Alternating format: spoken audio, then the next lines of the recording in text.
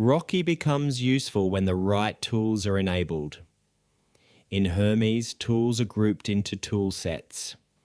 Common beginner toolsets include web for searching and extracting public pages, browser for interactive page automation, terminal for shell commands and processes, file for reading, searching, patching and writing files, vision for image inspection, TTS for voice, cron job for scheduled work, and delegation for subagents. Run Hermes tools to open the interactive tool manager or Hermes tools list to inspect what is available.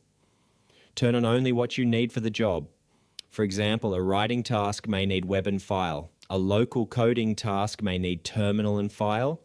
A website QA task may need browser, vision, and terminal.